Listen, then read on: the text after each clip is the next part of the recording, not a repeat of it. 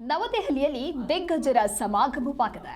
ದೇಶದ ಹಿರಿಯ ರಾಜಕಾರಣಿ ಮಾಜಿ ಪ್ರಧಾನಿ ಎಚ್ ಡಿ ದೇವೇಗೌಡರು ಇವತ್ತು ದೆಹಲಿಯಲ್ಲಿ ಪ್ರಧಾನಿ ನರೇಂದ್ರ ಮೋದಿ ಅವರನ್ನ ಭೇಟಿ ಮಾಡಿದ್ರು.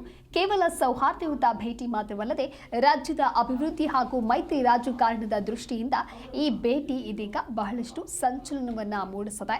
ಪ್ರಧಾನಿ ಮೋದಿ ಅವರನ್ನ ಭೇಟಿಯಾಗಿದ್ದಾರೆ ಎಚ್ ಡಿ ದೇವೇಗೌಡರು.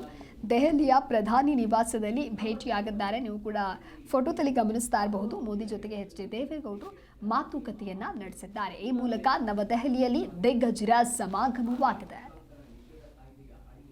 ದೇಶದ ಹಿರಿಯ ರಾಜಕಾರಣಿ ಮಾಜಿ ಪ್ರಧಾನಿ ಎಚ್ ಡಿ ದೇವೇಗೌಡರು ಇವತ್ತು ದೆಹಲಿಯಲ್ಲಿ ಪ್ರಧಾನಿ ನರೇಂದ್ರ ಮೋದಿ ಅವರನ್ನ ಭೇಟಿ ಮಾಡಿ ಮಾತುಕತೆಯನ್ನ ನಡೆಸಿದ್ದಾರೆ.